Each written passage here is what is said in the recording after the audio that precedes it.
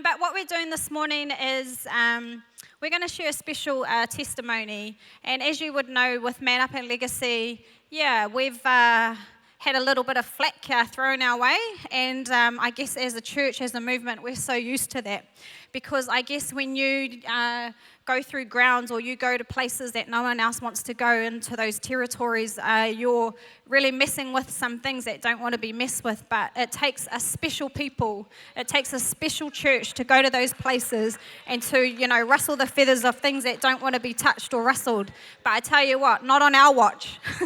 Nothing's going to get away on our watch. And that's what I love about a great people that make up a great church. And never be afraid, to speak your truth and to speak your testimony, because there's so many things that you've overcome through that. And Manup and Legacy, that's been running for 8+ years now, it's such a beautiful gift to the community that the church has given. And that's one thing I love, that the government or no hands can get on it, but the hands of our loving Lord Jesus Christ, because really at the end of the day, he's the only one that can touch the heart of man, that can touch the heart of any people and turn a situation that you thought could never be turned into something great.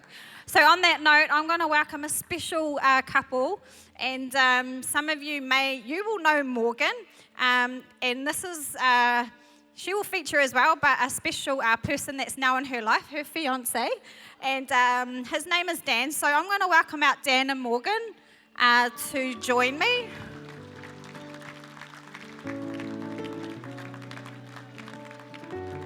Okay, you can do better than that. Let's make them feel welcome this morning. Morning. Awesome. So I guess I'll start, with Morgan. We've met, was it 2018? 2018, yeah. Far up, 2018. So I first met Morgan, she came to my Legacy that I was running in Pakuranga. And when she came, she was heavily pregnant. Yep, I was.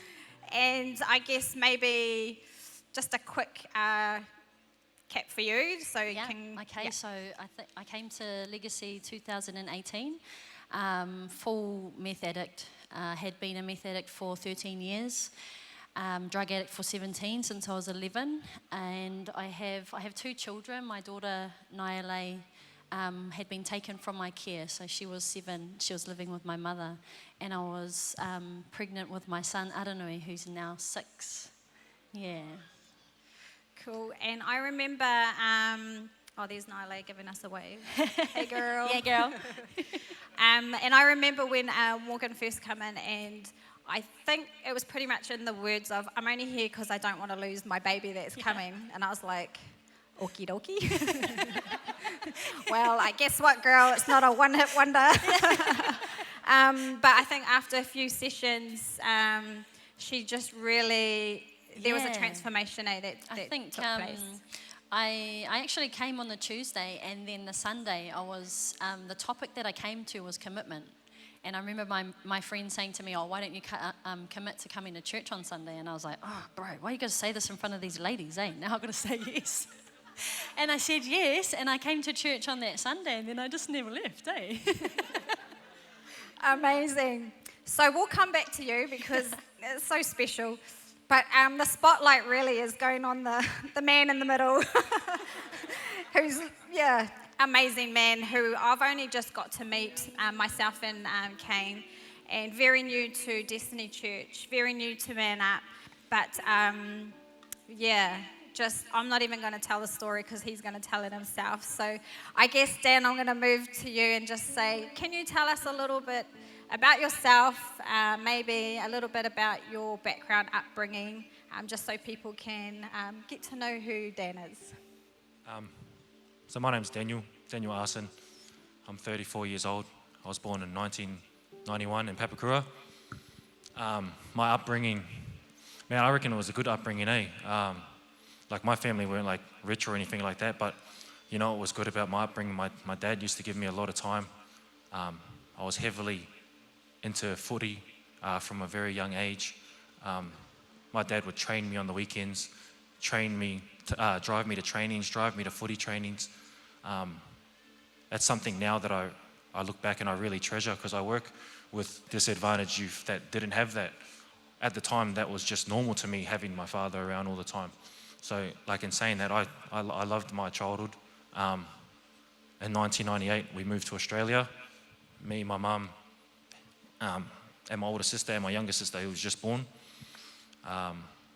And over there, I continued my footy. It got real serious around the age of 14 to 17. That's when you start making rep teams.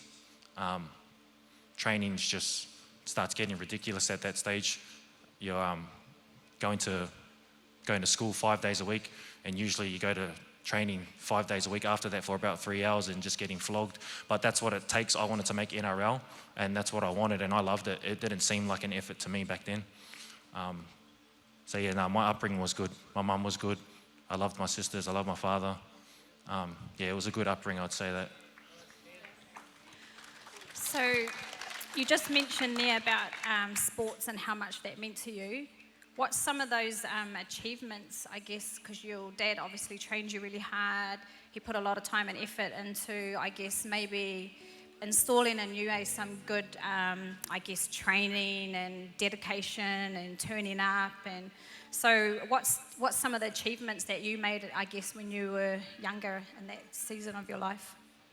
So around 17, I got contracted to the West Tigers as a junior contract. It's like a part-time professional contract. I'm not making a lot of money, to be honest, but yeah, I made that. The year after that, I made the Australian under-18s team, which is like the team that everyone wants to make at that age. Usually you make that team, you're guaranteed to make NRL, like, unless you don't muck around. Yeah, yeah, that was, and the training was heavy, and I started training with the West Tigers, and just pretty much doing the same training as the NRL team, but instead of them spreading it out over a day because they're professional, we got to whack it out within 3 hours after work or school or whatever it is. And they encourage you to work or study while you're doing that too, because a lot of the boys don't make it. Like, probably like 10%, like, that's just off the top of my head, actually make it out of all those hundreds of boys that are going through that training stage with making no money. So I guess, did you have your sights set on you were going to go to NRL or play for Australia? Was that like what you had your sights set on? Yeah, I definitely wanted to play NRL, but I played under 18s Australia, but I still wanted to play for New Zealand. It was just something, because in the house, my family would always go for New Zealand, and I just couldn't see myself playing for anyone else, even though I was like pretty much Australian by that stage. Yeah, I remember I watched, when I was 14 years old, I watched the New Zealand versus Australia team, and I seen Sonny Bill play. Yeah, and I was like, nah, I'm playing that. I'm gonna be on that stage one day. It didn't end up happening, but you know. Cool. So obviously, you know, there was just a superstar, you know, like in the making, and you know, things were really working out for you. Obviously, your dad, family would have been so proud of you.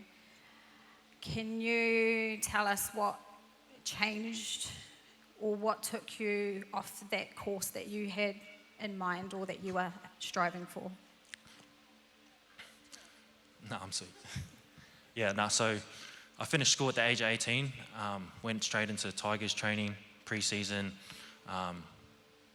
played a couple of the trial games. Season was about to start, and I injured my shoulder. I was out for about 3 weeks, and I came back, and I think it was about Easter time. It was Easter weekend. I played in the lower level to get my match fitness up. I played all right. I went home. My dad, he was sort of like a drinker every weekend, likes to have a beer every weekend. Yeah, we got home. He was sort of happy with my game. Yeah, he had a couple of drinks. I went to sleep, and he went to the pub with my uncle, his brother, which is something they do every week. Easter morning, I can't remember if it was Saturday, Sunday, Easter Sunday morning. I woke up and Dad wasn't home. I walked outside, and Mum's like, "Oh, have you seen Dad?" I was like, "Nah." She's like, "Oh, he's probably at Uncle's house." So I just drive over there and go check. So I jumped in my car and I drove over to my uncle's house, which was like 10 minutes down the road. and police car swung around and pulled me over. So I pulled over and the cops jumped out with my uncle, and my uncle sort of looked distressed, and he walked up to me and he's like, "Oh, Dad got killed last night." I just sort of went blank. I was just like, oh yeah. I was like, I'll just go home and tell Mum then.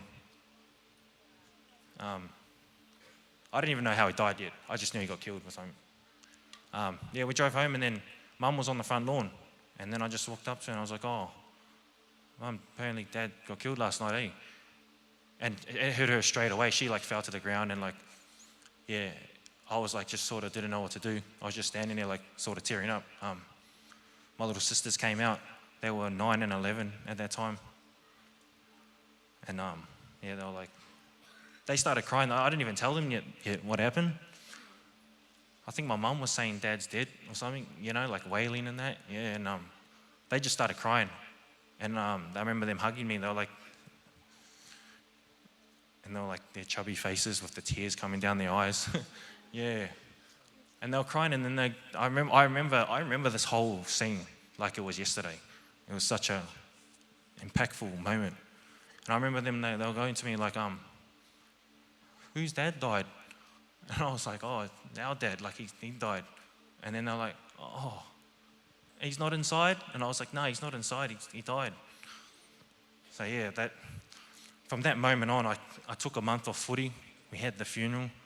I went back to footy. I wasn't a drinker or a smoker or anything like that. I started drinking. I played the rest of the season. Most of the time I was rocking up to games drunk. No one even knew. Sometimes I'd just finish in the city, straight away, go to the footy game, start warming up and jump on the field. Like that's something I'd never do. I wouldn't even drink. Carried that on until the next year. I played the first 5 games. I think my last game was against the Bulldogs, under 20s. And then that week I was playing terrible by then too. Like the drinking was catching up. You cannot drink at that level and think you're gonna like be fit. I was like tired after 20 minutes. It was terrible. Yeah, and I just remember I just messaged the coach one day and go, "I don't want to play," and I just never went back. Footy was an effort for me by then. I was like, training every day. Training. Like I just lost love for it.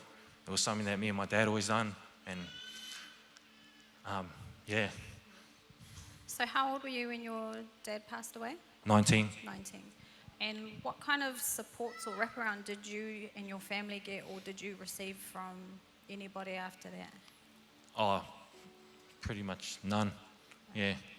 I think that's partly me too. I just isolated myself from everything. Yeah. My family didn't know how to deal with it. I didn't know how to deal with it. I didn't even know how to deal with my own emotions at that age. Yeah. So I guess with losing your father, your mum, the husband, your sisters, a father, did that kind of have, I guess, a sense of responsibility on you to become that in your home, in your family? Yeah, I sort of tried to take on that role, but I failed miserably. I had a lot of darkness that I just, like unforgiveness towards the police, towards the security guards. So the way he died is they had an argument with the managers and the security with my uncle. And my dad sort of started speaking to them and punches started getting thrown. And they held him down. So it was the security guards, they sat on him till the police came. And like if you see bouncers at pubs, they're pretty big. 3 Islander men sat on him for about 20 minutes, and by the time they got off him, they'd suffocated him to death, they'd crushed him. It was probably like over 200 kilos, like sitting on him for that long. Yeah, they got off him, and that's how he died.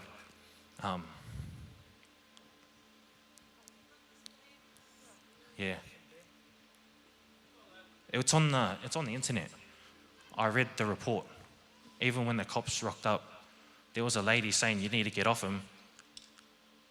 And the cops just said, "No, it's all right, he's faking it." And she's like, he's turning blue. The dialogue's on the internet. And I remember reading that, and I just had such a hate for police.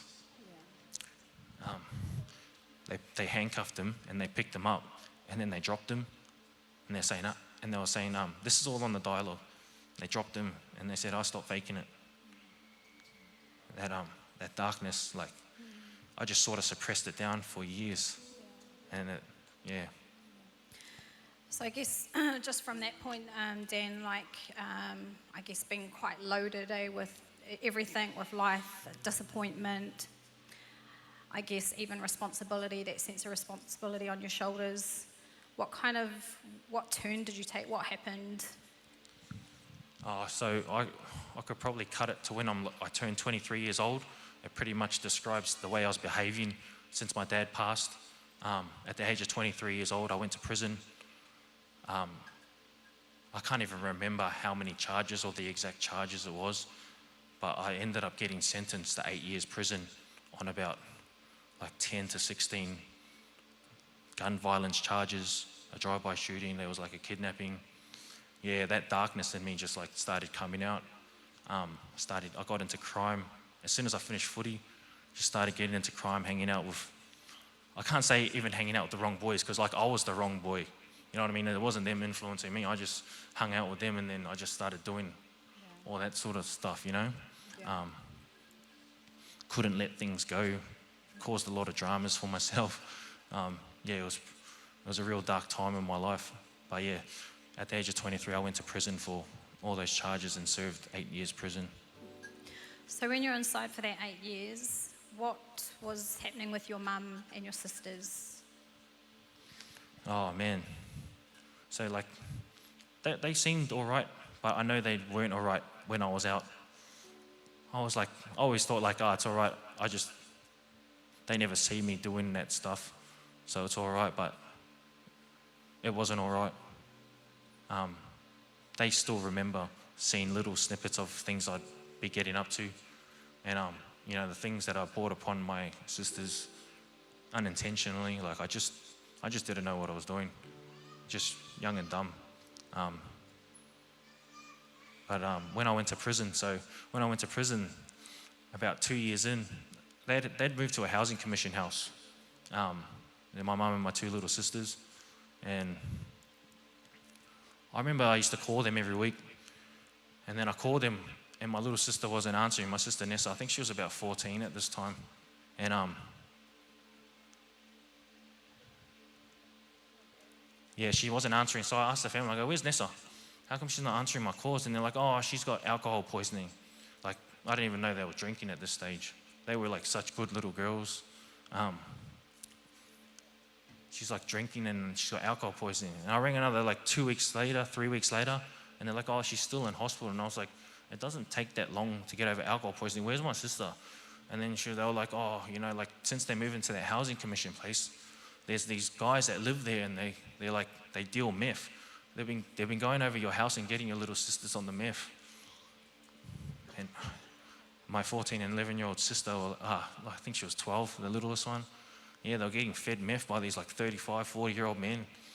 And I'm in prison. I just got told I'm probably going to do 10, 15 years. It just hit me what have I done to my family?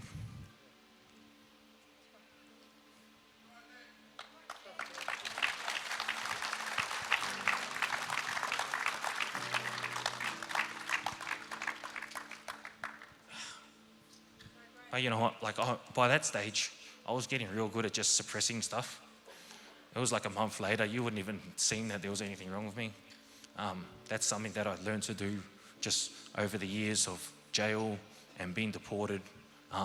Things that hurt me or any bit of darkness, I just suppress it, and I just layer myself with these, I don't care, all good. Whatever happens, happens. You know what I mean? And over that time, that darkness just went down, but it used to come out when I'd be triggered over something, and it used to come out real bad. I didn't know how to deal with that darkness. I didn't know how to let it out in a safe way. And it was the devil used to use it, to use me to do the bad stuff. If you seen me back then, and you looked at me, it would have looked like there was nothing wrong with me. I had the best facade going on, I guess. Yeah. I guess, with your sisters and with your mum out there, and then when did you find out that you were going to be deported back to New Zealand, to a place where you had family, but you hadn't been here for so long. So I'm talking about no real connection, knowing nobody, coming to a place where actually no one's waiting for you on the other side. When did you find that out? So at the moment I went to prison, they were saying I'd probably get deported. I knew it the whole time.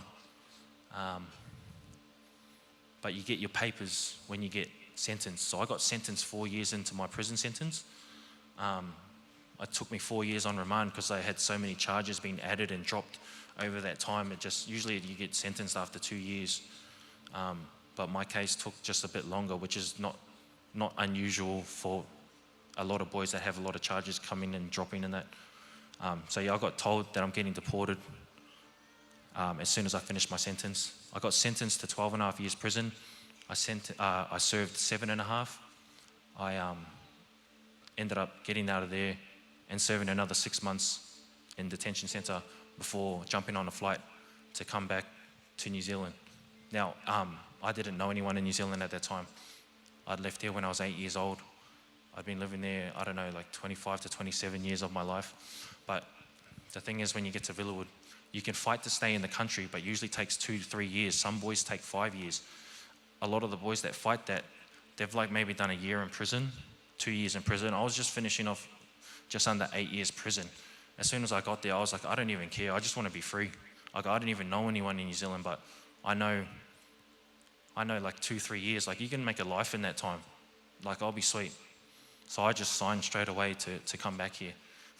Oh yeah, it's been 2.5 years now since I've been back. Wow. So I think it was the best.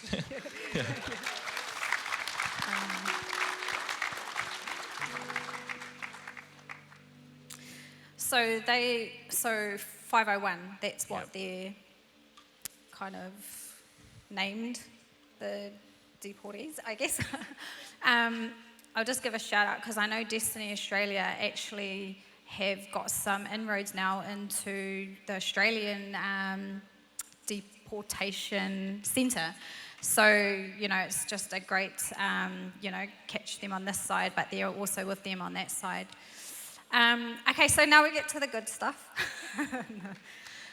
I feel like, when God has his hand on your life, and Apostle talked about this on Sunday and Tamaki Live, he talked about being chosen. And, when God's chosen you, he's got his hand on you the whole way through. And it's just a powerful testimony of you, Dan, and just that whole journey you've come on to be sitting here right now, but also to meet a beautiful woman, Morgan. So I guess, so come in here, you go into placement here, but then you meet someone really special. You lay your eyes on somebody special. That Legacy and Destiny Church had shaped and moulded. And do you want to tell us a little bit about meeting Morgan? And I guess then coming into Manup, and yeah. Woo!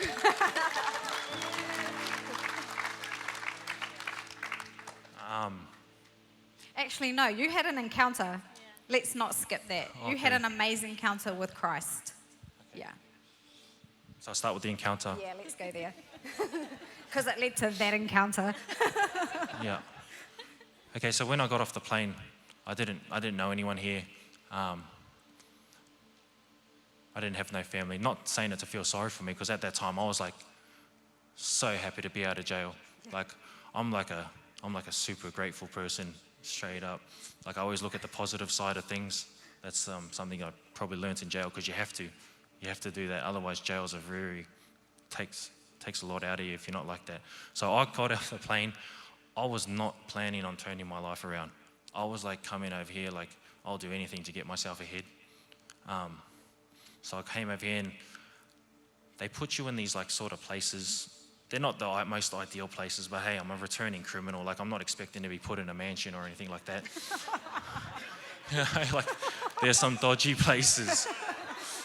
Yeah, I got put in this one place, and like there was a couple other 501s there, and I was like, how long have you been here for? And they're like, 6, 7 months. And like they were like in addiction and that, and I was like, nah, I need to get out of here. This place is stale, you know. If I stay around these people, it's like it latches onto you, that stuff. So I started looking around for a house with me and one of the other bros that got deported, but they wouldn't give me a place because I had no tenancy records, no bank records. I had no records or anything. I was still getting my ID and all that stuff together. So then I ended up receiving a lifeline through Uncle Dave Latelli Sr. through Grace Foundation. I rang someone that knew him. That grateful for Uncle Dave for letting me come stay at his places. I just told him, look, I need to get out of this place. I need to get away from these boys, whatever. And he let me come stay there. And when I went to stay there, like I was grateful as, but I was just like, thinking how I'm gonna move to the next position in my life. So cutting to the encounter, I'll say this, I don't really like talking about like the crimes in detail I've done, or like anything I've done in detail while I've done these things, because I sort of like, in my mind, it's sort of like if you start getting too deep into a story about crime or like violence or anything, you sort of start glorifying it, you know? So, but I have to tell you this so you get the context of what was happening in my life at that time, and how I used to think, coming from prison, 8 years prison, like I didn't even know I was institutionalized, but looking back now, I was. I didn't like disrespect. Someone would shake my hand the wrong way, I'd like bank it in my brain. Like if they put out their left hand, you know, I'd be like, does this guy like want to disrespect me? Like, and I'd bank it in my brain, and if he does something else, I'd have to say something to him. You know, like that's how I used to think. Anyway, so I had this kickboxing bag at my house. I put it up because I like to train, and it was outside, and you need to put a waterproof bag on it, because when it rains, otherwise it gets in and it soaks to the bottom. I don't want the bottom becoming hard or whatever. This bloke that I lived with, I come home one day and it had been raining, and the waterproof bag it wasn't on it. And like I said, I don't like saying this stuff because but you just have to know what was happening, what I was like. So I seen the bag off, and I went and I was like, who was punching my bag? It's been raining today. You meant to put the waterproof thing on there. It's like, it's the bro at the back. So I went in his room and I was like, I try to be nice. Try to be nice, you know, he doesn't know. I was like, hey brother, can you please put the waterproof thing on the bag? If you want to punch it, that's all good. If you want to punch it, just please put it back on. 2 weeks later, over that 2 weeks, I seen it happen again. I left it. I was like, nah, you know what? I'm too tired from work. I'd been starting to work. I left it. Then 2 weeks after 2 weeks, it was the third time. And I had already been angry at work because one of the other bros had done something in the house that pissed me off. So I was like getting home and I was like going to go speak to this bloke. And then I get home in the house and then I see it had been raining that day and the waterproof thing is off the bag. And I'm like, I'm so angry. Anyways, I had an altercation with both of them. I had a fight with both of them. I fought one, then went and fought the other. One of them I had to take to hospital, so I took him to hospital because I was like, I need to fix him up so I don't get in trouble for this. It wasn't like to help him. And you know what, I actually like that bloke. He's actually one of my mates now. Yeah, he is. He's in prison. He's in prison, and he rings me like every week. Hey, I told him you're going to come to church with me when you get out. Yeah, no, he's all good. But he was different back then, and I was different as well. So yeah, I took him to hospital. And then there was like sort of dramas over me doing that over the next sort of week. I don't want to get into the details of that one. But yeah, that was me. I just couldn't let things go. Things would just trigger me and I'd have to do something about it. And then one morning I woke up and I was getting ready for work and I just felt different. And I went to work and there was this Bible study I'd done in jail. So I used to like reading the Bible and that in jail. I always knew there was a God, but I was like, oh, no, that's not for me. But I liked reading it because it was interesting. I done this Bible study on when the Israeli kingdom split into two because of their unrepentance, into the northern kingdom, into the southern kingdom.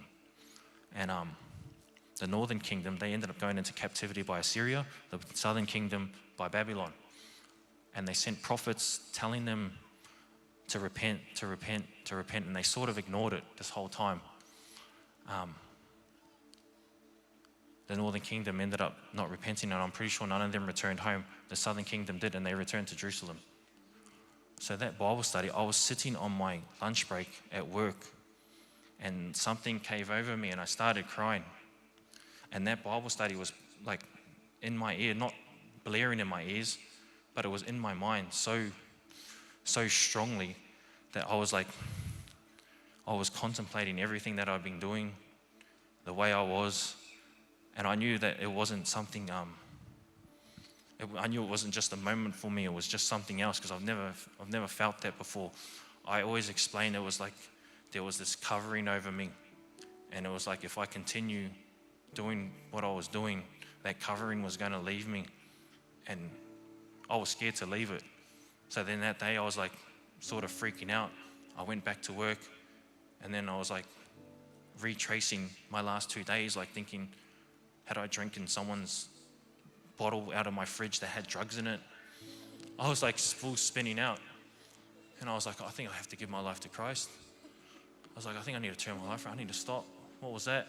I've told so many people like why I turned my life around, and it was like, oh, you know what, I've done 8 years prison, I was just over jail. But that's just because I don't want to explain this whole thing. Yeah.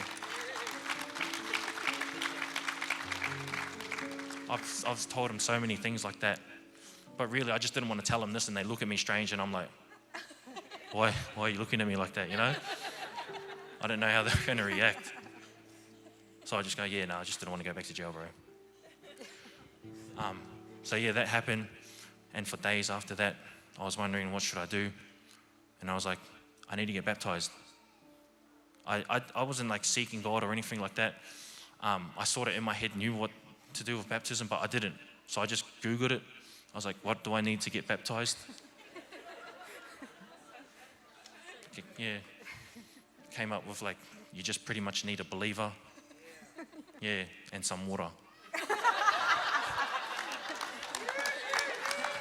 That simple. Love it. Yeah, so Rustled up someone. yeah, so the guy that's my mate now that I beat up the week before that took to hospital, I got home to him because the whole week I'd been like still terrorizing him. Terrible. Man, I love that guy. Now, straight up, he was like so forgiving. I sat him down and I was like, because I was going to work and he was doing courses because they're all on bracelets. They need to go do courses within Grace.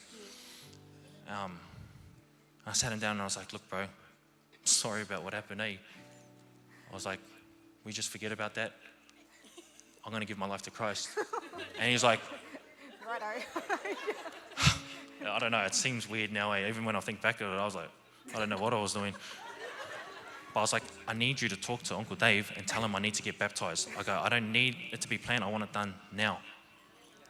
So I went to work and he went, and then while I was at work, this is the same day, like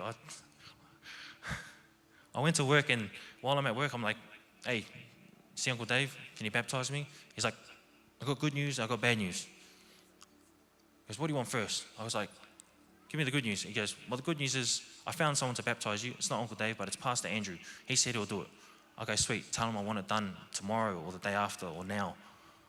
He's like, yeah, sweet. I go, what's the bad news? He goes, the bad news is someone robbed our house. Someone took all your stuff. On the same day, I was only getting baptized. But I always got so excited because I was like, yes, the devil is trying to get me.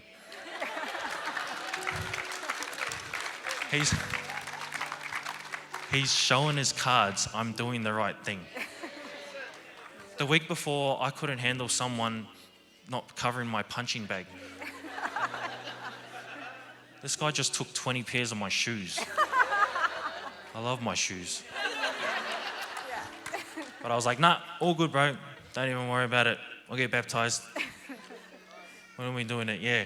Then I went home. Nothing was in my room. My TV was all gone. Man, I got so many good mates in Australia that sent me money. My family, like, bought me so much stuff when I got out. I got like, it was like, I always think about it. I got like celebrated more for getting out of jail than I did for finishing high school. Like, everyone was so happy that I got out. Yeah, Don't go to jail, kids. yeah, don't go to jail, but Stay in school. don't go to jail. I'm not promoting jail. It's terrible. Yeah, but I got like, Snake bought me like a new TV, everything, like far out. So good. So yeah, then I got baptized, ended up getting baptized. Thought I knew what I was doing. Every 6 months I look back at when I think I know what I was doing and realize I didn't know what I was doing. Yeah, my first year, that was a rough one. Like, I'd figure out I was doing something wrong, but then stop. Like, I definitely wasn't perfect, but there was a lot of things that I just thought were normal that I needed to get rid of. I just spent a lot of time reading and praying, reading the Bible. Yeah, and it just slowly transformed me over that year until I met Morgan. Yeah, yeah. So amazing. And I'm just going to put in there, you know, these encounters, and it's so funny how you say, like, oh man, it was crazy. I don't want to talk about it because people look at me crazy. And I think there's so many encounters that I've heard of, like really special encounters. Like, obviously my dad, Apostle, had an encounter where he left his body and he was almost like, oh, don't share that because people will think you were high, you know, and stuff. And then Cain was in a nightclub and he was apprehended. So God, you know, when you have those special encounters, they're not very ethical, but I tell you what, they're leading you somewhere, and that's why I go back to that message of a chosen one, and just the powerful, I guess, hand, you know, that God has on our life all the way through that we can't see, but He can see, and He's just, yeah, He's masterminding something real powerful and beautiful. So I guess meeting Morgan, laying eyes on Morgan, was she a good participant or no? Because I know Morgan was in my legacy at that time. Yeah, so I met Morgan. She works in a different section of Grace. She works in the uni houses. I manage with Hone, I manage they're not uni houses, they're the young fellas from jail. They're the naughty ones with on bracelets, on charges, Ram Raiders, all those sort of young fellas. But we had a youth training program or course we had to do, and I met Morgan there, and I liked her straight away because she was real bubbly and like, oh, happy and all that sort of stuff. She started teasing me about the food I eat straight away. Yeah, she asked me, oh, are you going to eat the muffins or something like that? And I didn't even know why I say it. I was like, nah, I've got to watch my calorie intake. I know, I didn't even like being that guy. Like, He was eating got to the watch my brownies. calories and my protein and all that crap. Yeah, I don't know why I said it to her. I didn't even know I said it to her. But anyways, I said it to her, and then like 10 minutes later, I was eating a muffin, and she's like, oh, you eating a muffin, eh? And I was like, man, who's this girl, eh? Not good for those calories, no. It was brownies, by the way. It wasn't Yeah. muffins. It was brownies. Yeah, and then we talked, and then we talked at the next. Was it another one? Nah, we had pool footies. We footies. kept getting Met her invited at Paul to. Fitties, yeah.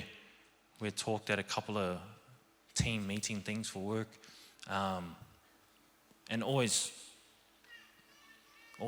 managed to be sitting near each other. Were you doing that? No. Yeah. Yeah, I don't know. I'd always sit down and she'd be there. So I was trying to get away from him, to be honest. yeah. And then we'd just be talking over it. And then, I seen her at the Porphyry once, and I was in the car park, and there was no one else in the car park. I was early. Heaps of car parks.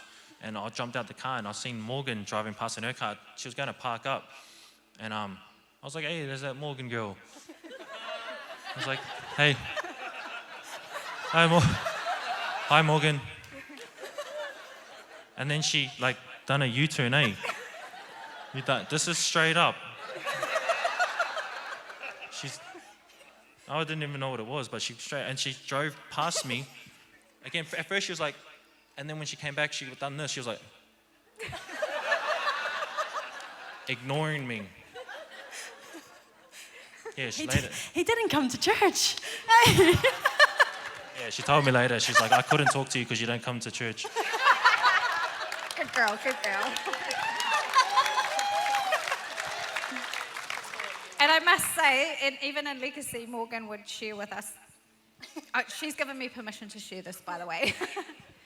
She would say, look, I've met someone and I'm really struggling because he doesn't come to church. And straight away I was like, don't go there. No, I didn't. I did not say that at all. What did I say, Morgan? She said, that we've got to get out of the way and we've got to let God do his thing. And if it's meant to be, then he'll come. I guess for me, I've been on this journey for 6, nearly 7 years, and I'd like to think I've done everything the right way, And there's a way that we're kind of taught in the houses. If they're not in the house, at least make sure they got Jesus at bare minimum, Not saying that it can't happen, that you can't bring them in and convert them, but there's a whole lot of, trouble that comes with that, And I've seen ladies, since being in the house, I've seen ladies be taken out because of men that they're choosing, that they're hoping will come to the Lord and don't. And I've seen so many women, falter from their pathway with Christ because they're looking for love. They don't want to be lonely. And instead of grabbing that comfort from Jesus, they're finding it from someone in the world. So I met Dan at work. And the first time I met him at training, I kind of looked him up and down, and I seen his tattoos on his legs and that, and I was like, nah, he's a criminal, stay away from him. That was my thoughts, you gotta shut it down, ladies. You gotta shut it down. So I kind of just, no, stay away.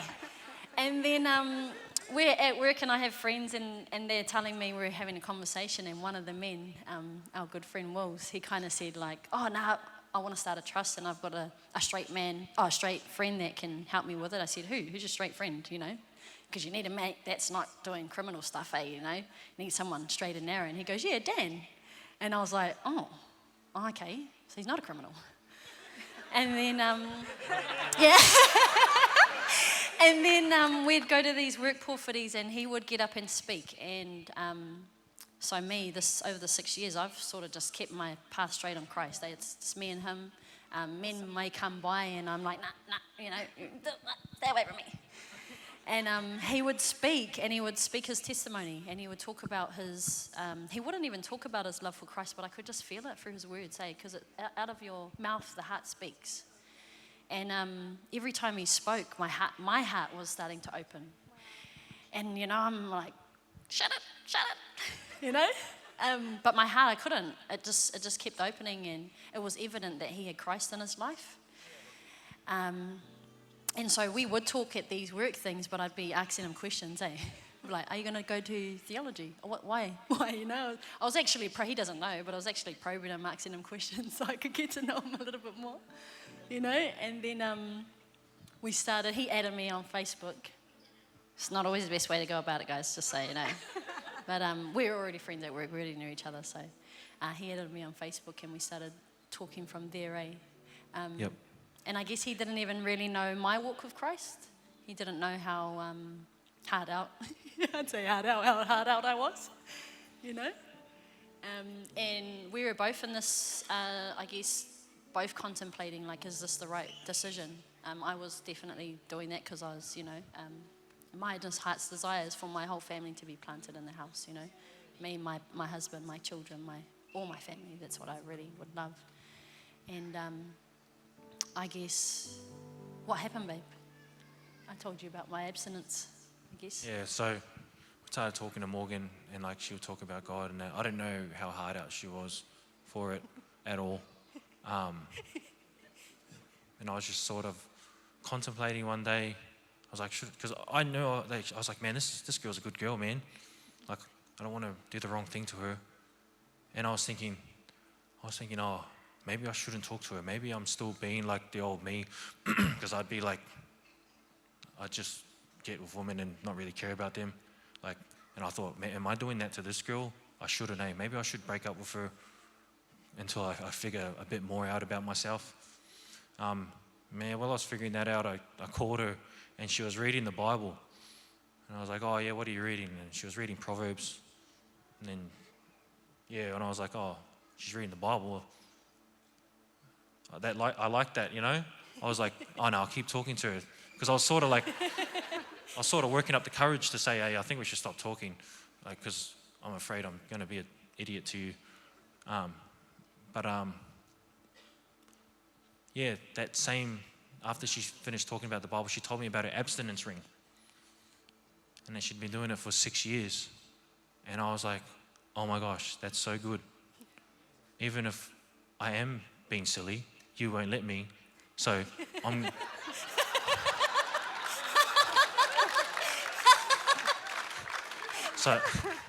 So I'm going to be safe.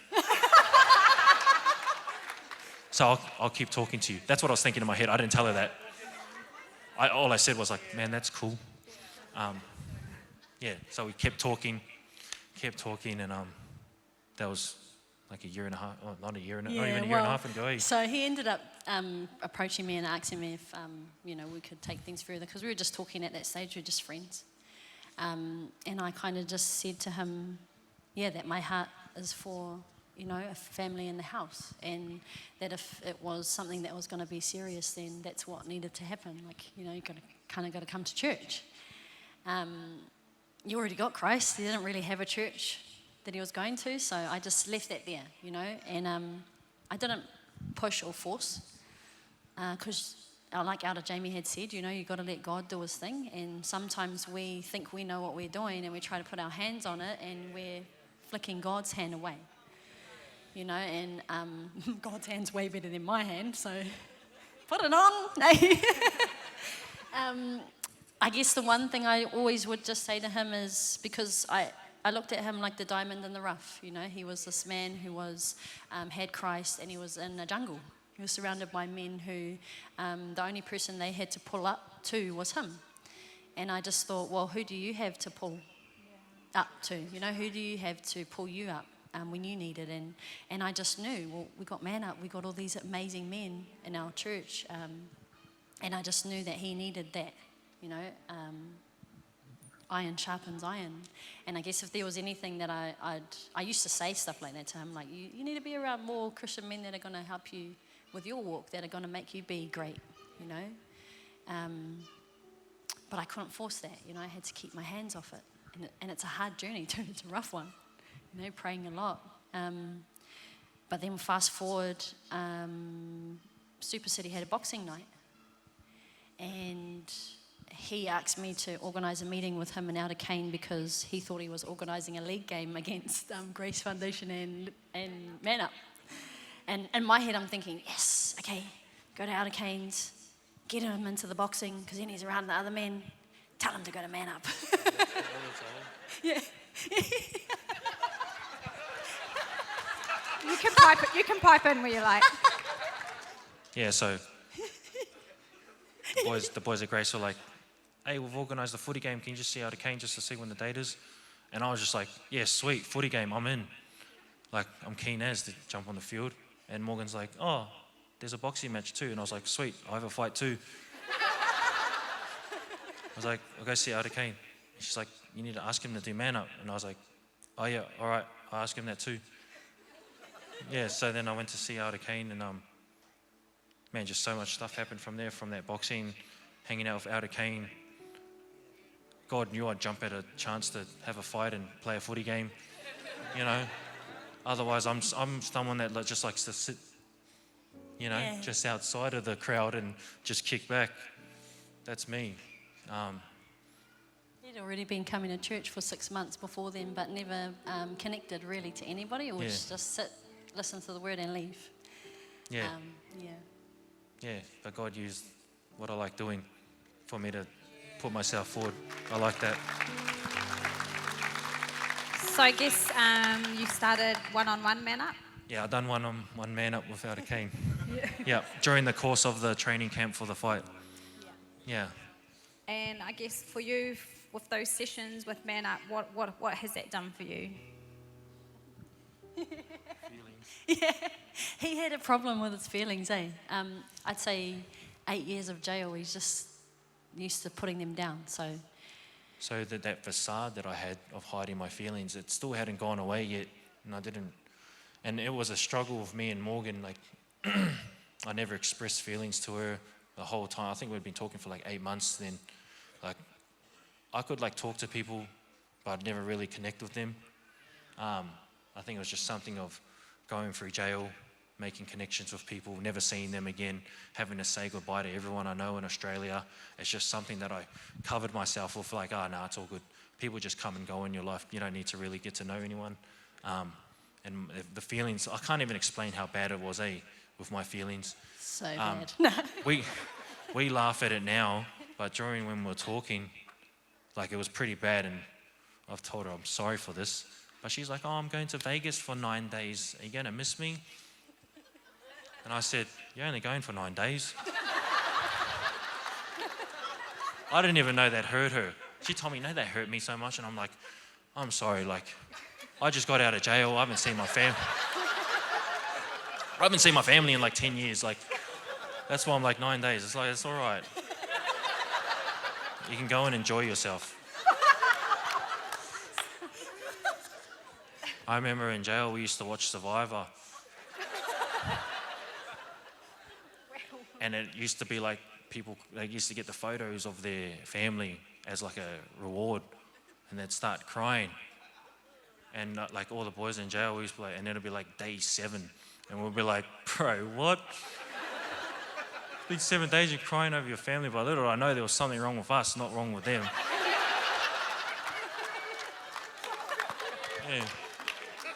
Yeah, I look back on that now, and that's how it should be. Yeah. Not like, oh, I haven't seen my family in 10 years. Oh, I'll see them when I see them. You know, and I love my family straight up. My family, they know I love them. But that's just something that I've done with my feelings. Just totally disconnected. When I start feeling a bit of love or something like that, it was just real disconnected. And doing Man Up, something happened. I hadn't even told Morgan that I loved her for like, it had been like 10 months, eh? She told me now that she used to talk to people about it that sort of knew me, and they were saying that you're going to need a miracle for that man to like connect to his feelings. Yeah. So, doing Man Up without a cane. During that Man Up session, that's when I started saying I love you. You said to me, Love me yet? do you love me yet? And I said, yeah, I do. And that was like a major breakthrough.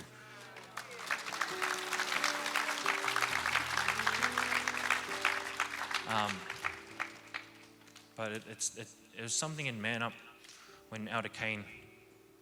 There were so many things in. It was like we were doing subjects, but we were talking about a whole lot of other stuff too, you know. And I was just taking a lot of it in, and it was like opening my eyes to things and things that were going on inside of me, and what he said about why he loved you is. So Elder Kane said to me the reason why he loves Elder Jamie is because how much she loves God. And I remember when he said that, and like I said before, I can't know if that's the pinpoint moment where like I thought, man, I love Morgan, but it was definitely something that started me thinking about that, because I was like, oh, you know what? Morgan loves God, and I love that. That's like what we always like do. We always talk about God. We always talk about the Bible. Man, I love Morgan for that. And that's what, like, I think if there was a point, that's the point at which my heart opened up to saying I love you properly to Morgan, and like getting like some sort of feelings back. And then it's sort of like my feelings started flooding back. It was ridiculous. I remember my mate Azza here. Oh yeah. I remember I said to my mate Azza once, I was like, remember when you like a girl when you're 16 and you have feelings? I was like, I don't think that ever happens ever again, bro, you know? I said that before that. And I told Morgan that. And I was like, you know what? I go, it's happening again. I get these feelings for you. Yeah. Yes. No. And I was like, I told her, it's like a curse got lifted over me. I think I just spoke it over myself so many times that oh, bro, who gives a crap? Nah, you're not going to see him again. Who cares? Oh, you know what, my family, if I see him, I see him. Oh, you know. Like I've just totally spoke that over myself so many times to not like open my feelings towards people. It just like became like a sort of curse to myself, you know. words do have power, and I think that's one example I can think of in my life that I've done to myself. I think too, we're engaged. We're getting married. Yeah, so so I told her I loved her, and then a month later I proposed to her.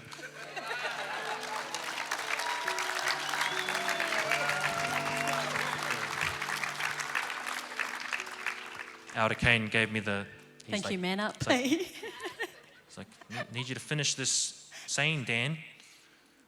He goes, it's a famous saying within Manup. And I goes, I think you're going to get it. He goes, finish this for me. If you love her, marry her. I was like, oh yeah, sweet. So the next day. He asked me the next day. Yeah, I went and asked her the next day.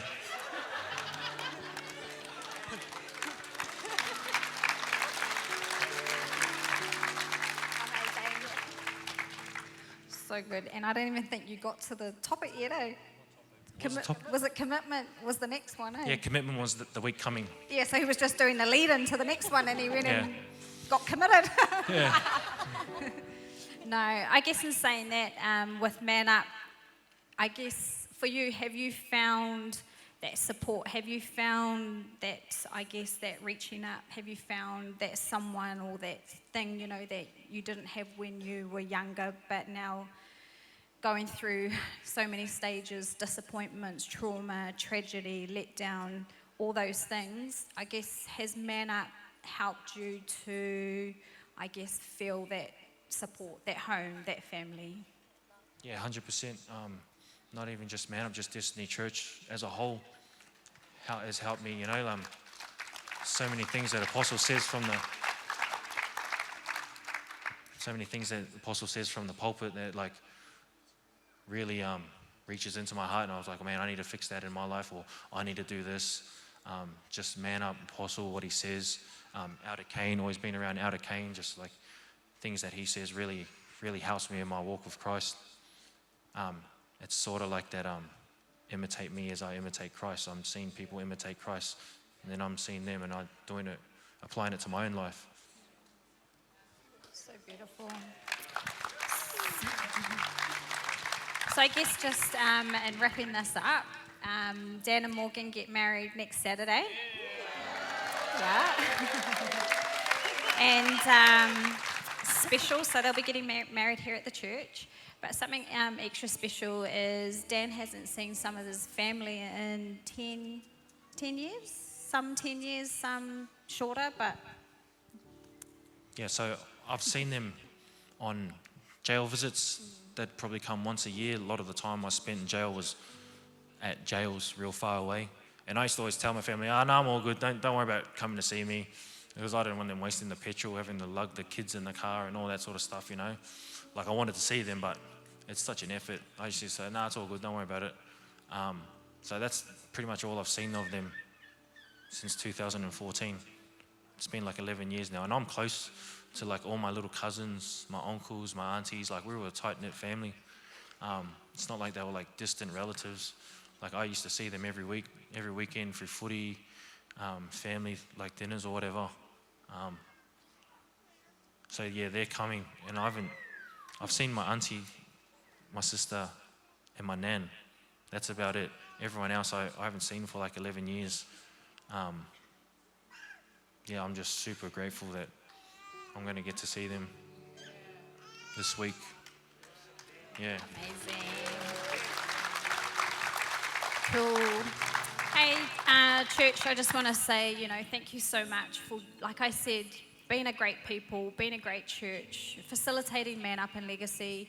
It's not irrelevant. It's only just getting started for so many people's lives, and you just don't know who you encounter, the paths that we cross, and just, you know, what we're doing to fulfill desires of hearts, dreams, aspirations, but not only that, building brand new families. I mean, Dan's not only going to become a husband, but he's going to become a father to Morgan's 2 beautiful children. And the beautiful thing is the amazing wraparound of our church, Man Up, Legacy, Destiny School, family, of course, but it's amazing and just so powerful. So Dan came here not knowing anyone, but now he knows everyone. So thank you, Dan and Morgan, for sharing, and Dan especially for sharing your story. I know it's not easy sometimes to go back, but moving forward, we're all just so excited for what God has in store for both of you and your wedding on Saturday. Cannot wait. And all of us wish you nothing but success, and we'll cover you with prayer over this week. So enjoy, and we love you both, and thank you again. Thanks.